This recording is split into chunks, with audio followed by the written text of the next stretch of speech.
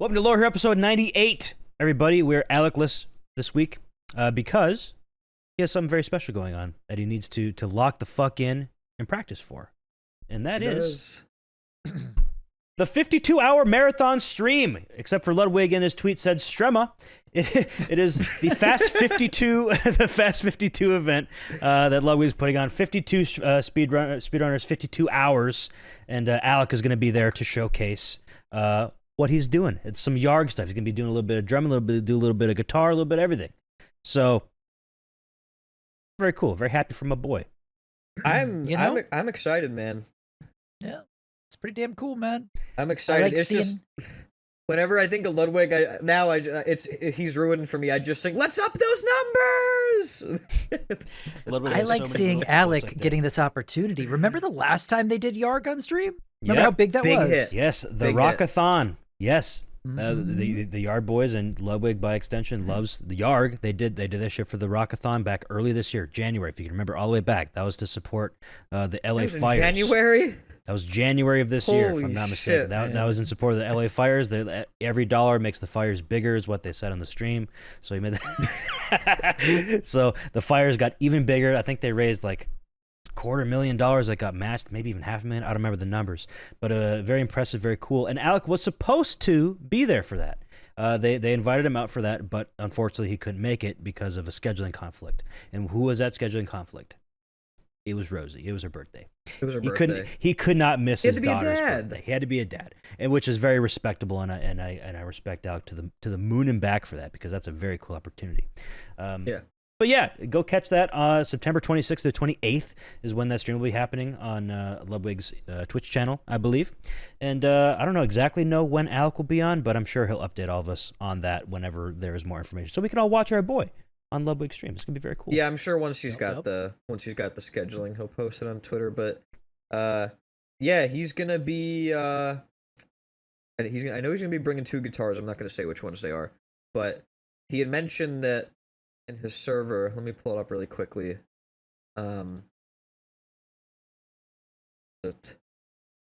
He said okay. 5-fret default engine on Yarg. It's gonna be 15 minutes on that, and then a 15-minute portion on 5-fret casual, and then a special drum performance to end it off. Cool. Just a single drum performance. One. Yeah, makes you wonder. What one drum song would you choose to showcase drums as a concept to people who may not even be familiar? Just a simple yeah, that'd be really cool and fun. That'd be awesome. I can't wait to watch him do Buddy Holly. And then the entire What's stream. the largest drum solo in Guitar Hero history? What was it? Oh yeah, you have to think about it too. I'm glad. Because I'm over here thinking, what was it? I don't know. Solo. I could. In Guitar Hero history, do you have an answer that you're looking for? Because I have nothing, honestly. I don't either. That's it, right? Like I'm thinking, like, what is there a song that's the most like maybe Hot for Teacher, the intro? Is that the most iconic drum song in Guitar Hero? In Guitar Hero, but no. I was gonna think I would say most Painkiller. iconic, Painkiller for Rock Band 2, because that's also in Guitar Hero, except for the entire first half terrible. of it is neutered and gone, and it's bad. So it's terrible in that game. So it can't really be a Guitar Hero drum solo. The Rock Band, sure. I don't know what he's gonna do yet. I don't think he's even decided on that yet, which is why he's gone. He's still locking in what he wants to do for this, because this is just this weekend. This is this weekend. He's got a lot of practice to do. Pray for our boy. I think he'll do very well. Acai praise in the chat. Acai praise in the chat. What a classic emote, man. Yeah, evergreen. I love using the little Acai. It really praise. is. It's that, and then the Randy one, the Randall dad. Those are like yeah, those are like the two most classic ones, and yeah, I mean, the old days of Guitar Hero Twitch streaming, where they had to use Franker Facey in order to get the emotes on. Dude, we've come a long way since then. We have. Jesus Christ, we really have. Speaking of going a long way, oh wait, what do you want to go into? Because mine might be long. Oh no, go long. All go right. long. Speaking I'm of- ready to catch. Speaking of going a long way, I was gone for a long way. I went to Michigan over the past week, which is why I'm wearing can't this catch that. dumbass like grandpa sweatshirt. You can go your own way to Michigan. I'll polka your eyes out. Frankenmuth, Michigan. It's a little Bavarian town in Michigan. I was visiting my lovely girlfriend Kelly Slays over in Michigan, and she had an idea to bring me to this place that she used to go to as a kid. It's called Frankenmuth, Michigan. If you guys aren't familiar with Frankenmuth, Michigan, like I wasn't, and like everybody who doesn't live in Michigan probably isn't, it's a very interesting like tourist town. It's a German Bavarian town. It's very cool. I think I have a few pictures that I can share. I brought them up. Go. Before you even share the pictures, I have a question. Is Yes. Frankenmuth like it makes it sound like hot dog in mouth? It is one word, Frankenmuth. I have no idea what it translates to. However, Frank in mouth would definitely be. That makes a lot of sense. You know what? That could be it. Let me just take a quick Google. Franken. We're both laughing at the same picture.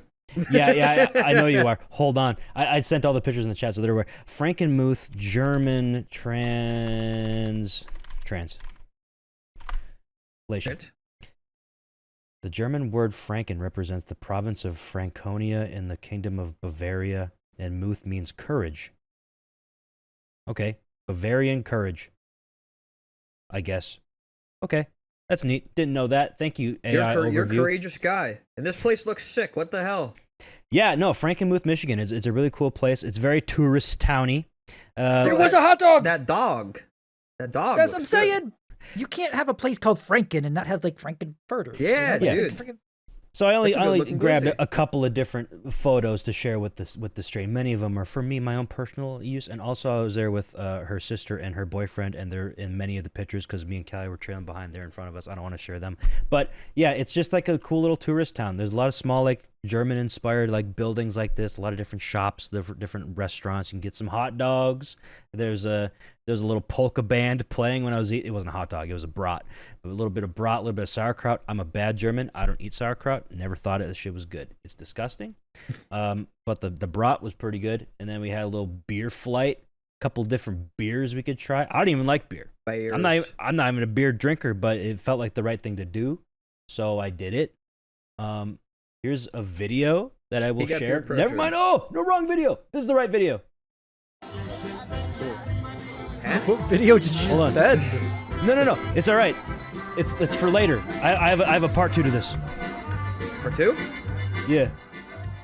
So, yeah, I got ahead of myself. The next part, after we got done with Frankenmuth, we went to a little place called Bronner's. Okay. This is another insane thing. Okay. Bronner's, right outside of Frankenmuth, Michigan, is the world's largest Christmas store. And it operates year-round. It's open 361 days out of the year. They're very proud to say that. 361 days. It's above everything. And they are very much... They put the Christ in Christmas because every single mention of Christmas as Christ capitalized, but the MAS is small. So it's Christ everywhere.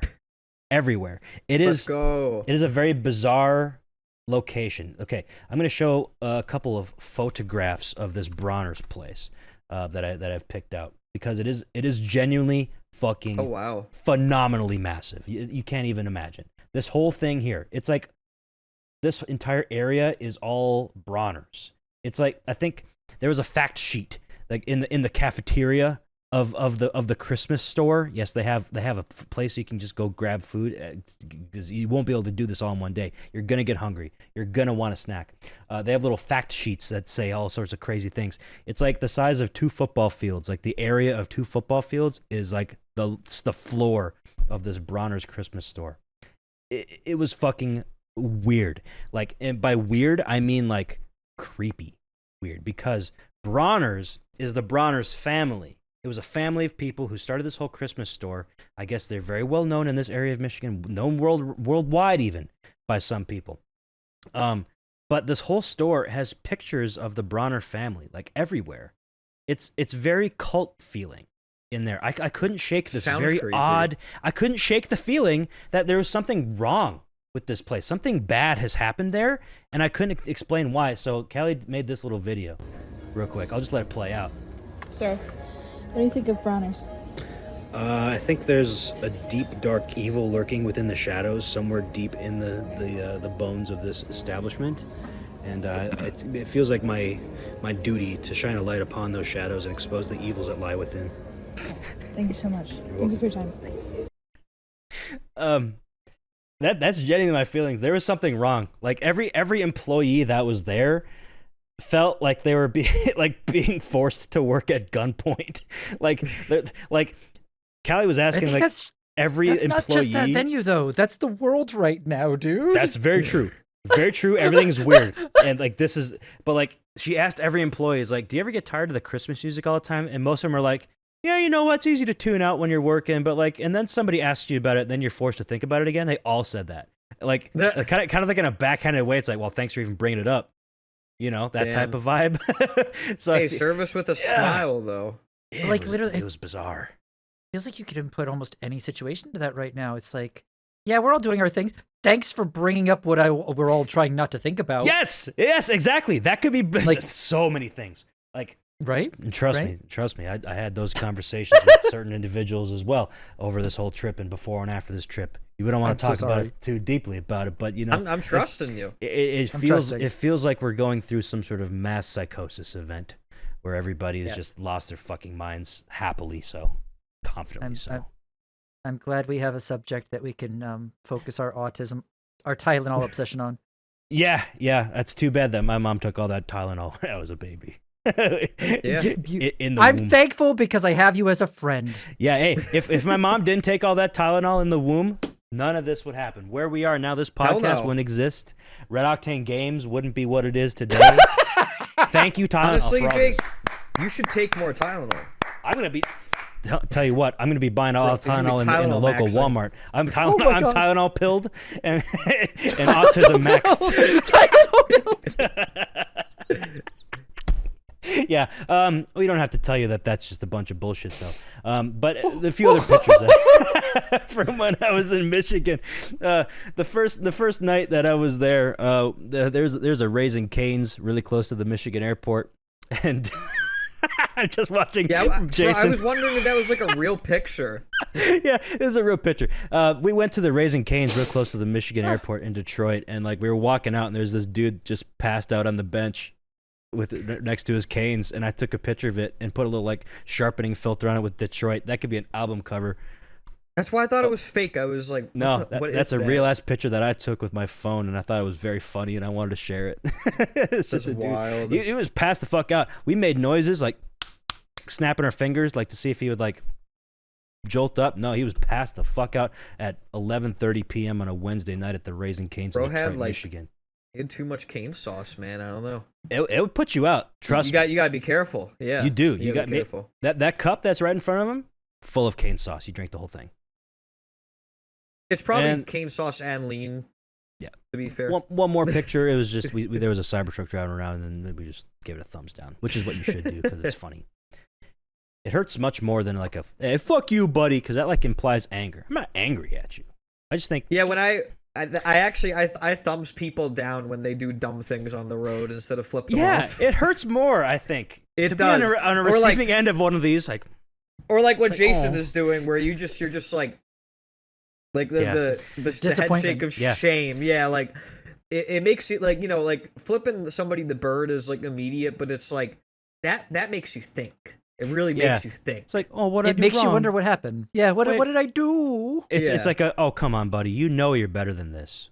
Come on. You bought a Cybertruck? This was the decision you made for yourself. This was the best thing you could do for your life in this moment. You feel good about it. The dude just might be a fan of PS1 graphics. We don't know. That's valid, I guess, but whatever you say, man. Like, there might be a sticker on the back that says, bring back the PS1. I don't know. I don't know. Whenever I think of Cybertruck, I just think PS1. I just think about it being in Fortnite and how upset the people working on it were to have worked on it. Yeah, that was a funny era where like they couldn't necessarily say anything negative, but they like like once it came out, they were just like, yeah, so I got to work on this. Yeah, I did this. The tweet. That's it. That's the tweet. And the whole movement of people targeting the Cybertrucks, and the people were like, the devs are like, Yeah, that sounds like fun. I endorse this. I mean, but really, who wants? I don't know. Maybe I just don't see the appeal, but It ain't for me, I'll tell you that. it ain't for me either. I don't know. Like, It's not. Look, it's not the worst thing I've ever seen. I'm just gonna be real. there are people, and I guess I shouldn't kink shame, but there are people who, like, want to be embarrassed, and they want to be targeted. You're on to So something. There are if- people like that. That's true. I'm saying that might actually be a thing, right? Where it's like, oh, yeah, target me, yeah, do it. Oh that yeah, kind of thing. look at my stupid Chungus truck I'm driving. Oh yeah, make fun of me. Give me the thumbs down. Yeah, right. Maybe they got the like, get inspiration happy about from it.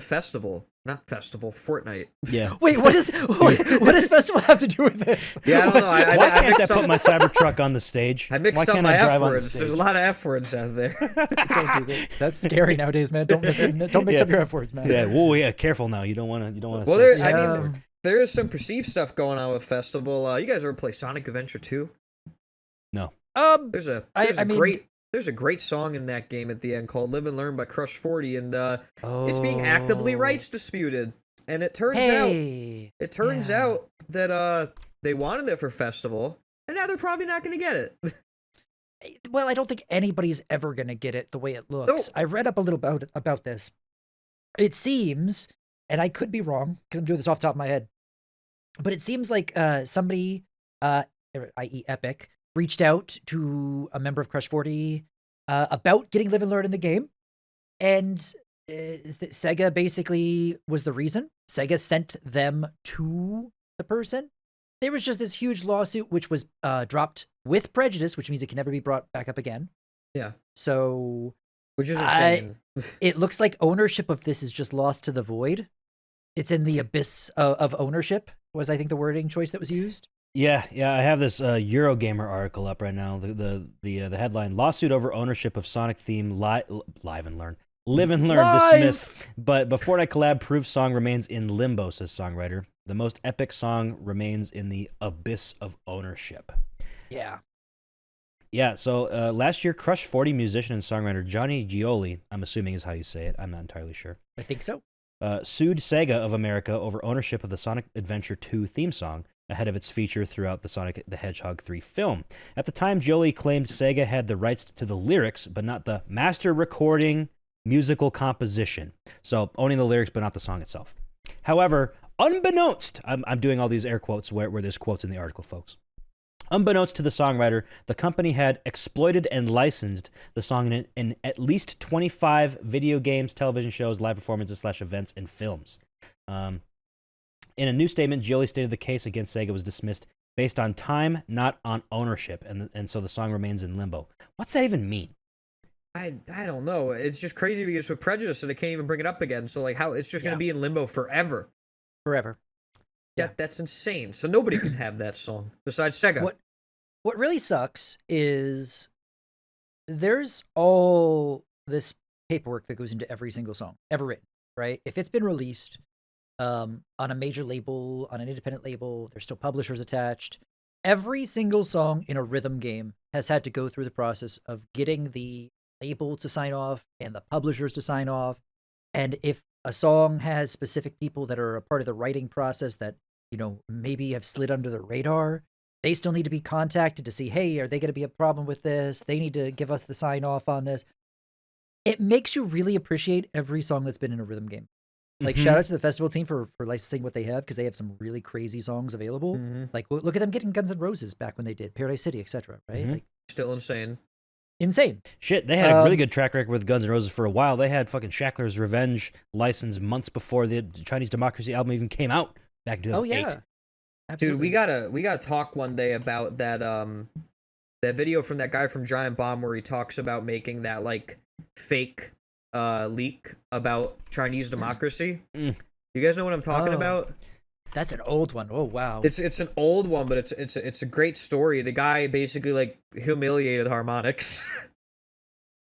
Yeah, I a have good to story. see if I can find that. Dan something. What's his last name? That's so long ago. I don't remember any details on it. The guy. I think JC Lexicon posted about it in the Milo Hacks. I could ask him. But yeah, that's a good story because that actually ended up straining their relationship with Harmonix. Yeah. I Yeah, mean, no, the whole licensing process, now that we're kind of on the inside of the whole gaming industry for stuff like this, reacting games, it's kind of illuminating the challenges that come along with that whole process. And again, it makes us very appreciative of every other game that came before us about how they're able to get all these different things licensed. Rock Band had over like 5,000 songs licensed, and it sold 20 or 10 year almost. 5,000 Yeah. songs. That's a lot. Guitar Hero had, including GHTV, like 2,000 something. That's a lot. Fortnite Festival is up to what, like 600 something, 700 something? That's a lot in like 2 years. That's a lot. It's impressive. There's a lot Yes, that it goes is. behind. Most people will not fully understand, obviously, understand the struggles and the whole process of getting songs licensed, much like we kind of really didn't. We were just kind of speculating about what the process is like. But now that we more or less know the process for the most part, it's like, wow, mind-bending how they're able to get all this shit done in a very fluid way that doesn't seem super like disruptive. I don't know. It's impressive is all I'm going to say. Absolutely. 100%. And I think one of the biggest things that I could take away from like the licensing side is the people attached really matter. Like I think of artists, if you have a song that they know is like, you want this song in a product, right? Like a TV show or a game, right? And there's a label behind it, and they're like, "Oh, you want this? You want this and only this? You want this? Cough it up, You son. Work it up. we don't really want to work with you, but we'll take your money. Do you want to pay us some more? Do you want to? We'll take your money, right? Whereas if somebody really believes in what you're doing and you can talk with them and you're working together, it might be a little bit easier, right? That's so every situation's different, but I wonder a lot about the relationships from the Fortnite side and like how much easier it is for them because they have this giant platform and they've built relationships over time with, hey, everybody knows what Fortnite is, right? Yeah. Compare that to For good or for bad. right. Yeah. Any company who's starting from the ground up, if they're making something that maybe they don't have name value to fall back on, right? Like a Fortnite, for example, might be a little harder to sell your vision and go through all the steps of, hey, are you interested in being a part? Yeah, which brings me to think of like the original Guitar Hero in 2005. Yeah. How did Amen. Harmonix and like Red Octane, how did they like pitch that as a concept? Because there was no real concept like that before in the West. East, sure, they had Guitar Freaks, they had Guitador, things like this. But like to a Western audience with Western music, like that was a whole new concept. That must have been pretty hard to to pitch and get To people sell to sign people off on. Yeah, like Granted, most of them were still covers, so like the actual masters weren't being used, but still be like, do I really want my song in a video game like this? That's lame. Just go play the real guitar. It's stuff like that. I wish we could. I would love to talk to people from the past, like in 2005 Harmonix. Who was in charge of licensing? Got to go through the credits or whatever and figure out who that was. That's exactly what I was thinking, because the other part of that, the other half of that I'd love to talk about is some of the folks that were working from the Wavegroup side and the people doing the covers from those games. Because there's a little bit of a difference there with, it wasn't all master tracks back then. Sometimes they were just licensing a performance of the song, right? They were doing the cover versions where they were getting the right to perform it and then recording a full cover. And we got some really cool charts because of that. Like some people will clown on Wavegroup, which I still would love us to do a full Wavegroup cover episode. Yes, I think that'd that'd be be really amazing. I want to do that. I have to figure out. I have to make a tier list for that. That would have to be a custom one for sure. That'd be hard. Mm-hmm. But I think that it was so cool that they, did each song individually, and there were certain parts they added, and they made some songs feel better for Guitar Hero. Many such cases of that. Wow. Like especially in the first game, I can think of like Ziggy Stardust adding that little guitar solo, adding the guitar solo at the end of Ace of Spades. Message in a Bottle, Guitar 2, adding the little guitar solo at the very end, the chokeable part that everybody missed. Like, what the fuck is this? Oh, I can't even move my hands like Them that. bones. Them bones. Yeah, them bones. Yeah, the outro solo. Heart-shaped box adding to the solo, adding a whole other like double the length of the solo. Yeah, just the creative liberties that they took. It was very cool. Ended up making it like more fun for the game, and it sounded good to boot. Yeah. And if you wanted to like go like in a more like story accurate or lore accurate thing, like as Guitar Hero progresses through the campaign, you're a cover band playing these songs or whatever. You're doing a live performance of the song, and you're adding a little bit of embellishment on the guitar solo. You know, it makes sense thematically in that way. It's just neat. It's really cool. Yeah. Absolutely. It's weird that I kind of almost miss the charm of those covers. I think a lot of people do. I've seen that sentiment around. Some people are like, I prefer the Wavegroup cover solely on like the vibes, you know, and the charm of it.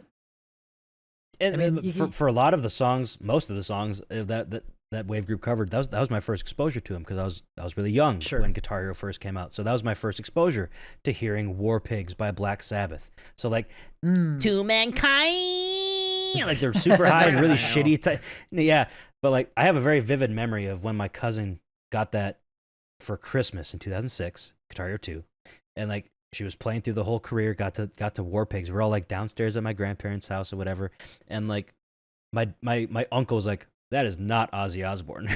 I'm like, I don't know. Like, what do you mean? I don't know what that means. Who's Ozzy? Who's Black Sabbath? This is the first time I've heard this song. Sounds good to me. But he was like, that is not Ozzy Osbourne. Yeah, just like how you can listen to Beast of the Harlot, be like, that is not M Shadows. Ooh, that is not M Shadows. No, that is rough, buddy. But you know what? Those early games were still so big for like bands like Avenged Sevenfold, even if it was a cover. Yeah. Even if it was a cover, the traffic to something like a Guitar Hero 2 did so much for bands back then. Oh my! I mean, hey, that's how I found Metalocalypse. That's how I found Death Clock. Thunder Horse. Dude, Thunder Horse. Yeah. That wasn't even covered. I mean, that was my exposure to it. So that's I how can people found you. out. That's how people found out about Buckethead, because of Jordan. Sure. A lot of people know about Buckethead because of Jordan. And that's it. Absolutely. Because it was an infamous song. It was the Through the Fire and Flames before Through the Fire and Flames. Can you be Buckethead on Expert? You know, it's not Jordan. It's always, can you do Buckethead? Yeah, can you do Buckethead? Exactly. Yeah. That's what they would say. Which is better, honestly, for the Buckethead exposure. Oh, There's, the other half of it too, the iconic of but can you play John the Fisherman? Yeah. I know. Yeah, South Park. That's it, right? That was they name dropped Buckethead in that show, right? They did.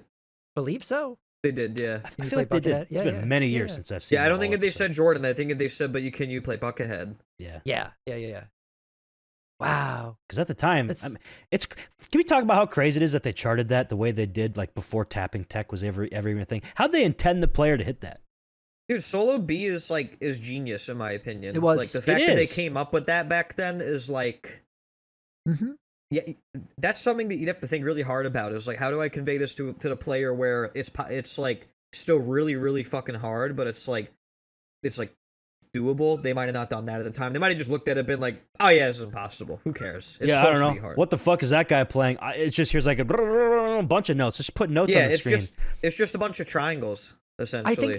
I think that it's really good that they actually charted it in a way that people could hit it, because there was. I agree wholeheartedly. Yeah. There's this like, I almost feel like in certain game dev, it could have been like nihilistic of like, no one's gonna care, no one's gonna get this good, and let's just make it impossible and bad and doesn't matter. Like, let's make it spammy because it sounds bad. Like, oh, it's just it just sounds like he's just playing all this random batshit insane stuff. Yeah, charting those patterns like in a way that's like fun is an extremely difficult thing to do. Like, just speaking from experience of having charted, an entire half-hour long pike that has many parts like that from Buckethead, as well as like doing the 20th Century Boy cover, which has a lot of that in the intro.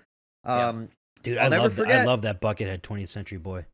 That's the highest honor I've ever been given was I showed Orange Hat that part when I was working on it, and he said, "You really are the best at charting Buckethead." Oh, nice! Orange Hat. Thank you, Orange Hat. It's always good to get compliments like that from your peers, people you. It is genuinely hard to make sections like that work. In a way where like it's still hard, but it's like fun to play because you just have to switch between a bunch of different ladder patterns essentially. Yeah, it's truly an art form, charting. I mean, some songs Yeah, are pretty it is. easy. You can do like a Green Day song is just a bunch of chords. It's Simple. just copy paste. Yeah, Many like, people can there's- figure that out. But like the Bucketheads, like the Herman Lees and Sam Chopmans, that would be hard as fuck to like listen to it, even just having a stem and watching live performances. How do I translate that to 5 frets in a way that actually Yeah, like is imagine playable and pioneering fun? that. Yep. Yeah, imagine like Chris Vance pioneered Through the Fire and Flames, right? Yeah, Like, and he did a really good had job. to figure that out on his own. Probably asking for plenty of peer review from his peers, but like Is kids this too figured that hard? out.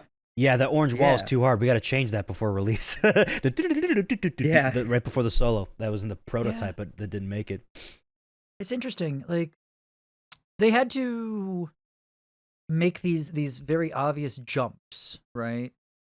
And they did that with GH2 and GH3. Mhm. But World Tour really didn't have the same. Like Satch Boogie wasn't the same jump. Mm-mm. No, World it was Tour jumping a did not weird have- way because World of the Tour had sliders. a very not impactful difficulty curve, if you ask me. That was one of its Agreed. biggest problems, is that Yeah. it lost, like when it lost that, it lost Guitar Hero to me, right? Yeah, Like yeah. like the whole It was a bloated point- game too, in terms of It was songs. it was like, it was a very bloated game, and they also tried to get songs that they knew Rock Band 2 were gonna have. Mhm. Like, and Rock Band 2 came out a month early, so it's like I already played this song. and a lot of the charts that it had for those duplicate songs were better, in my opinion. Rock Band 2s were better. That's what I'm saying. Yeah, Yeah. like they were just they were more fun on like every instrument, I would say. But yeah, World Tour really lacked like the difficulty progression, like, because it's like you get the Pull Me Under by Dream Theater, and it's like you think like, oh, like if you know who they are, like Dream Theater, like proggy band, then it's like This is the first Through the time I Fire and played that- Flames of this game because it's like the credit song. The first time I played that song, I was like, I fucking hate this song. That's it? It's okay. Dream Theater is one of my all-time favorite bands. Right? I've really opened up to them from playing all their stuff on drums over the past like year, but like Pull Me Under was not it, man. Not for a Scenes game. from a Memory, like their album Metropolis Part 2, which is the album anything sequel, else. Yeah, the full album sequel to the song they had in Rock Band, Metropolis Part 1. All-time favorite album for me. That's literally my all-time favorite. That is a near and dear piece of media to my heart. I will scream until I am dead at this point. The Pull Me Under was the worst choice they could have made for World Tour, right? To place were it following where up- they did. Mm-hmm. Yep. Yeah. They were following up to Through the Fire and Flames, and if you wanted to make it to the next level, take it up again. The only way they could have done it if they wanted it to be Dream Theater was to put something like the Glass Prison. The That Glass would've Prison would have been. and they had that. They had those songs. That's the most annoying part. Like Dream Mm-hmm. Theater's catalog was pretty fucking big at that point. They had a lot of options. Yep. And they were like they were one of the biggest franchises in the world. There's no reason that they couldn't have tried to get literally anything else. And then If you Satch wanna Boogie's not have- impactful either. It's only hard because it taps. It's not that Right. hard of a song, like Nope. in the grand scheme of things. Well, for the compared to casual Flames. audience, the taps make it easier because you just have to. They're supposed to. Yeah, for the casual audience, for the hardcore Yeah. audience, it's like this is so fucking annoying. Why am I missing? But I don't know if you guys will agree with me on this, but the way that I look at it is sometimes with game dev or like these games, you have to kind of switch up expectations, like for what people want, right? Like with Through the Fire and Flames, right? That was a little bit of a switch up from something like a Buckethead, right? Yeah. You weren't just getting the one solo that people were expecting in the middle. It was a full song of solos, Yeah. right? So how do you get the expectations to change from Through the Fire and Flames to the next game, right? Okay, well, there was a crazy intro in Through the Fire and Flames. Okay, so freak people out with this slow build-up intro in the Glass Prison, and they have to wait for it. And then there's the crazy part, right? It's a little different. And then, oh, well, this song was already so long. It was 7 minutes. Glass Prison's 14 minutes. that'd be so fucking Right? insane. Right? So again, it's one of those things that makes sense because you're continuing to escalate. Yeah, you're putting yourself in a corner for GH5, but then again, you have a position where you could go where if you're flipping things on its head, you, instead of going for the really, really long song, you go for the very short, intense song, right? Like even more intensity, right? You're still giving yourself a place that you can go if you just like think it through. And I feel like Pull Me Under didn't do that. Satch Boogie didn't do that. And it left people disappointed if they were looking for that big end game song. Which I was everybody very wants. disappointed. I mean, when I think back to GH3, like GH3 genuinely had a really good like difficulty curve, right? Very like good, I never yes. like Very compared much to GH2. GH2 had some curveballs that felt like an unfair spike in difficulty, like Psychobilly Freakout. That's always been one of people's biggest complaints, saying like that should be tier 8, you know? Like It's hard. But then you look at GH3 and like each tier, I feel like there's nothing that I would necessarily swap the places of, you know? Yeah, there's really not a lot. I mean, yeah. It really introduced things slowly to you. And tier 1 is not a slouch either. You have like harder solos like Rock and Roll All Night. To me, like when I was first playing through that game many years ago, I think that's probably like my 40th or 50th FC. Like that's not an easy solo. It was fucking annoying. Yeah, it's an annoying solo. Does every song in that first tier has a guitar solo in it? Slow Ride has a guitar solo. Talk Dirty to Me has a guitar solo. Not even that easy of a guitar solo. Hit Me with the Best Shot has a guitar solo.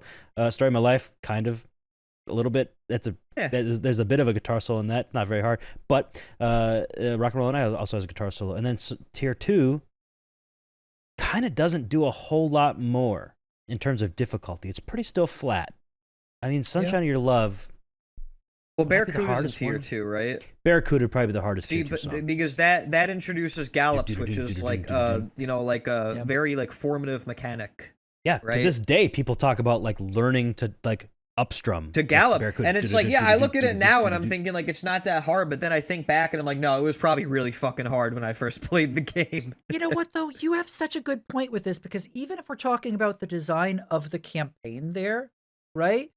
Barracuda early gets you more comfortable with like gallops well before tier 8 with Raining Blood, where you have to have the faster gallops. Like, yeah, it's like double the speed. It's double the speed. And you know, Barracuda, that intro on Expert, you know, if you don't know how to alt strum, like you're gonna fail like multiple times. Because it lasts, because you get past the first part and then it lasts longer during the verses compared to the intro. Yeah, it's one of those things that like I never picked up on that explicitly until just sitting down and thinking about it right now. But from an actual design perspective, that's really good choice. It's genius. Yeah. And keep in mind how little time they had to make GH3. Yeah, it could have been on accident. You know? This could be completely on accident. Yeah. It just happened. We can do a hindsight 2020 type of deal and post rationalizing all this shit. But whatever, it worked out well. And like like the Seeker being tier 3, that's a crazy pick. Like, and that's a hard. That's triplet alt strumming. It's not straight 4, which is easy because just downbeat. It's accented. Yeah, and like that was a really hard skill for many people, even to this day. Like I remember my first 100% of the Seeker. What I did was I just strummed faster in 4, way faster than I had to, just to hit all the notes and get the gold stars on my set list, because I didn't know how to do triplet alt strumming at the time yet. But then that introduces you to more of a longer, like fast alternate strumming. And then you have songs in the later half, like Nights of Sidonia. A lot of strumming in that song. One, that's also triplet strumming and faster, but also for slower, smaller positions. But yeah, 3s and 7s. 3s and 7s. 3s and 7s has a lot of moving around. Yes, a lot of movement. All of tier 7 is like, you better know chords, buddy. It's very wiggly. Yeah, and then Cult introduces you to the concept of a longer guitar solo. That's definitely the longest guitar solo to that point. Yeah, up to that point. And fast and consistently fast. I remember getting up to tier 8 and like it was really hard. Like when I first got GH3, tier 8 was very like I had a hard time with Number of the Beast. Like I was really struggling with that song big time, because like, you know, when you learn how alt strum, it's like your fucking wrist starts to burn because you're like, it's not a natural movement yet. You're not built up to it. Yeah, and then obviously like Raining Blood, like, you know, you get past Mosh, and you're like, oh, I can beat the song now, and then you get up to the before Flood, like, and then you fucking fail, and then you fail. Oh no, I'm fucked. I have to do it again. No. Yeah. Like I have very vivid memories of trying to get past Mosh. I really do. Yeah, Raining Blood was an iconic piece for that game. Like everybody, when they're first playing through that game, struggle with that. I struggle with it. I couldn't pass it. That was the roadblock. I couldn't then you have other roadblocks like 1. I had to go to my friend's house and beat 1 for him. Before I forget, all the chords. The bridge, man. Like the bridge sucks. It's, you know what? People could say it sucks. It's iconic. Oh, it's Yes. iconic. It sucks to like learn, you Yeah. know, because I guarantee you most people that pass it are never gonna hit the like the switches, the fast switches. They're not gonna do it. Man, I don't know if other people will feel this way, but like, I know charting has evolved a lot since then. Oh, I would do it the same way. I feel nostalgic towards it. I would do I don't know it. if it's. I I don't know like if it's the old just school me. style of charting. There's a very Yeah. distinct charm to the old school charting where like accuracy is very much not the priority. It is making a fun chart, making a fun pattern. That's Whether or game not design. I hear 6 notes, I'm going to It's that chart 5 simple. because it works that way. I've you know, become if it's a looser, better fun pattern. like over the years. The more I've charted, like the more loose I've become in that regard. Where like I get to sections where I'm just like, you know what? I'm just gonna place more notes than are there because it just makes it more fun to play. Like Mhm. I'm not like no, that's a quintuplet. You can't put 6 notes there, or else it's bad. Like What if I I've want tried to? I've tried to steer away from that. Like I would call it like the GHX style.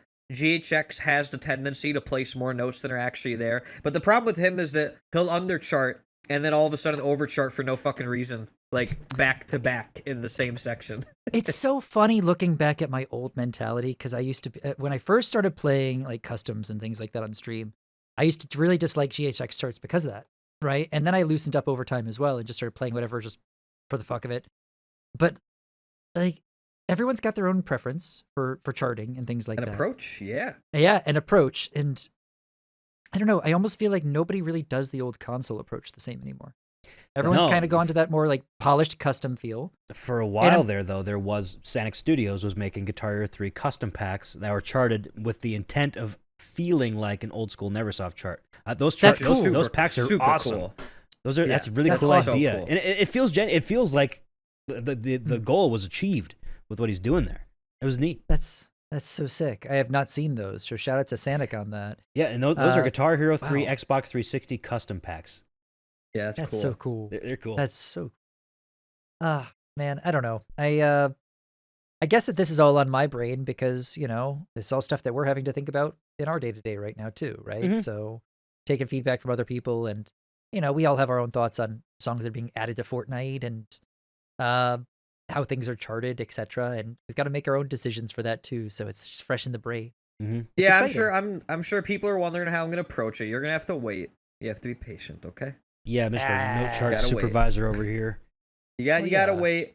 You gotta wait, but I don't JC, wanna- you mentioned I don't wanna wait. festival.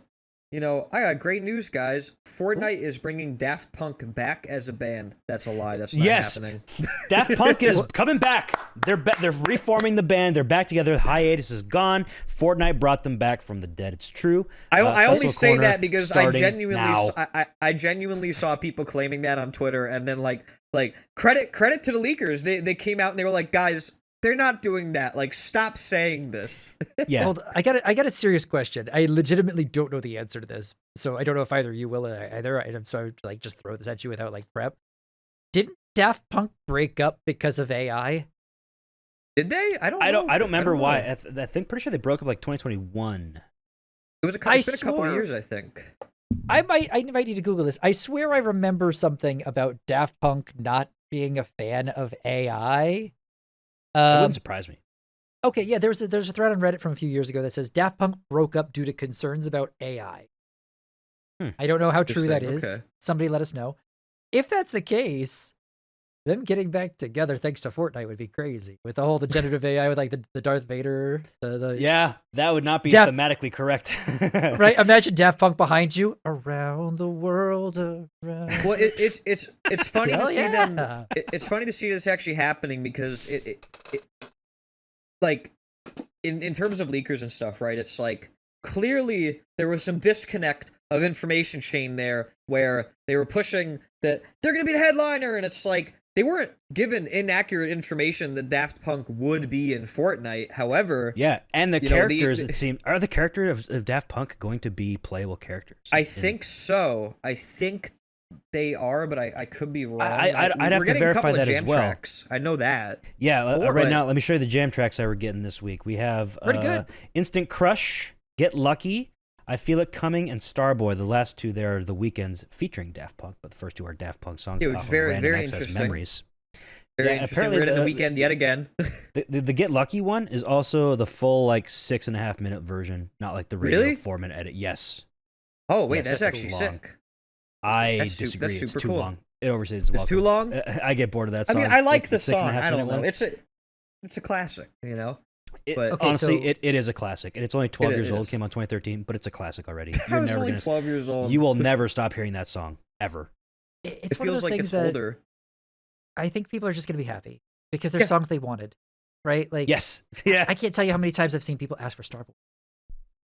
Yeah. Like That's just e- happening. Going back 2 years now. You know. Yeah. Yeah. The weekend And as the icon. It was asked for yeah. then. And maybe the reason why that didn't happen is because maybe they couldn't license it with Daft Punk. Hmm. And now And somehow they're on maybe- board. Who knows? Yeah, now they're on board. So I'm happy to see them in the game because it was interesting to watch people's sentiments change when they saw that the Daft Punk wasn't going to be a headliner, and they were like, "I changed my mind. I want Daft Punk." Here- I changed my here's, mind. here's an interesting question, though. What if they were supposed to be a headliner, but that got changed? Because right now, I mean, this feels like a headliner thing, right? What we have It's now with confusing, Gorillaz, right? Like the messaging is kind of confusing. What we have with Gorillaz Okay. season right now, like, how did they announce the Gorillaz season? It was like, here's 4 songs from Gorillaz. Here's 4 songs from Daft Punk. You can play as every Gorillaz character in the game. You can play as the Daft Punk characters in the game. How is it different? This could be why they're doing the next season without an icon. Maybe there's some. Exactly. What is that? Okay, so this makes me even more interested. testing? if What is this they don't need celebration? a headliner? Yeah, what is this next celebration? season? What are they doing with Daft Punk? Why are they not a headliner? To me, it feels like they had the possibility that they could have. It's the same thematically as Gorillaz. Are they going to ditch the whole seasonal icon approach and just have Maybe. these small mini events? This could be the beginning of that. Could be a To me. test. I don't know. I don't think it I'm- would be the worst thing at this point. I gotta. I don't be think so honest. either. They do not stick to their themes. Mm-mm. They I don't know if sometimes that's will dip into intentional them. either. Probably But not. the thing is, this could be an adjustment to do it better. Yes, It could. that's kind of what I'm thinking. Is that they're Yeah. trying to they hear the feedback, and they're saying, well, how can we do this better? And they might be maybe kind of changing the direction of saying, okay, so what if we don't have the headliners and we can try to, make it a more cohesive experience? Because look, the headliners are a cool concept, but after having a bunch of them back to back, I got to be honest, it just doesn't really hit like it did in the beginning. No, me. the first few they stuck to the theme a lot more, and then maybe right after Karol G, I feel like they had much less of a focus on that. Probably starting with Karol G. There's probably how many Karol G songs were there? 5, maybe 6. Somewhere around that. Metallica got a lot of Metallica songs. Lady Gaga got a lot of songs. Billie Eilish got a decent amount. Weeknd got a lot. But after that, it's been pretty small. Like the headliner might as well only last a week or 2, which is basically what this Daft Punk thing is right now. I'm speculating out the ass here, but I can't help but feel like they realized how much was still needing to be developed with the game, and they kind of just stopped putting as much into the releases and such until the game is up to snuff. And maybe That I'm could be wrong. too. I could be completely wrong here, but I think like after our battle stage event, after FNCS, they realized like, oh man, for the hardcore side, this isn't there. And casuals want pro vocals, and hey, they've been doing that a lot. Still right? working on that, plugging away. They just did Butter Barn, guys. They did Butter Barn. Ooh, you can Come sing on Butter down. Barn. Come on down to the Butter Barn. You can be able to sing that with a microphone at some point in this game. To stuff. me, this says they're still listening to all the feedback, and as much as it frustrates us, they're doing it but slowly because it's larger than they anticipated. Yeah, and Which- they probably still have to bend to the will of whatever the greater Fortnite ecosystem is doing. Yep, exactly. Well, exactly. Just like like how we talked last week about the theories regarding why Gorillaz is ending slightly earlier, and it's like probably because of Halloween. It just makes sense, like Yeah. they want each game mode to align with BR. I get it, as closely as possible, A especially unified for like a experience. holiday, a season. Makes sense. I don't want to put false expectations out there, but like, here's my hope, right? Like, with this celebration thing, what if at the end of it they go, hey, by the way, here's the massive celebration part. Festival Season 2. Here's, a new instrument. Here's pro drum. Here's pro vocals, right? Like, play as a that'd be full band amazing. together. That'd be a great way to do that. Phenomenal. That'd be I mean, awesome. if they did, that's really, really, really high hopes, and that's just my own personal hopes. I have no clue what they're planning. I mean, again, this is one of those two cakes things where I want to see the game do well. I think that helps everybody, and I want to see them succeed. Excited to see what they're planning. Like, that'll be cool. Mhm. Yeah, I'm looking forward to it. I'm up. I try to be optimistic about what they do. I might not really play it as much now, but it's like I don't either. I get still it. want despite what we're doing, like, we don't want this to be Guitar Hero versus Rock Band. We want to be able to support each other. We're like, we're not going to Rising tide lifts all boats, folks. I mean, like, it's the entirety of Fortnite, and so there's a difference in what we're doing here, basically, without getting too deep into it. There's a big difference. Wait. You mean we're not trying to make our own competitor to Fortnite? We're launching Hey, BR. wait, we're making a BR game. We're making a racing game. We're making a Lego game. We're making a you can make whatever game. Dude, no. We're not making I a Lego don't- game. No, I don't agree with we're this. making a Nope. Mega Blocks game. Nope. It's going to We're be making- Mega Blocks. Mega Blocks game. and not Rocket League. We're making Yeah, what's soccer their car soccer game. game out there? Soccer, football. We're not going to have Fall Guys. We're going to have Stumble Football Guys. Stumble guys. That's right. All right, none of that's true. Obviously, this is all comedy, folks. We're all lying. None of this is true. But we do have to get going. This is all in jest. Okay, Everything is so- in jest. Don't take anything that we say too seriously, because we can't talk about what we're doing yet. The time will come eventually, but the time is not right now. And I believe you have to go. Isn't that right, JP? I do have to go. Yes. Yeah, you're already 3 minutes late. So Yeah. what? Rocket League. I want to go play some Spaceship Federation. You want to go play that? Well, we could go make a Spaceship Federation game. All right, let's blast off. All right. whatever Oh, you it say, is man. the Rapture Day. It's the Rapture Day. Let's Rapture. Oh, that's right. I forgot all Today's the about the Rapture rapture. Day. That's right. It was the Rapture. Yeah, people were claiming that Jesus Christ Oh. himself was going to come down from the heavens and rapture the earth. And so He far, could be it's any looking one pretty of good. us, so who knows, man? Guys, help! What's happening? Oh, no! Oh, he just ascended into heaven. Look at that. He's in space now. He's in space. It's beautiful. All right, we got to quit right now.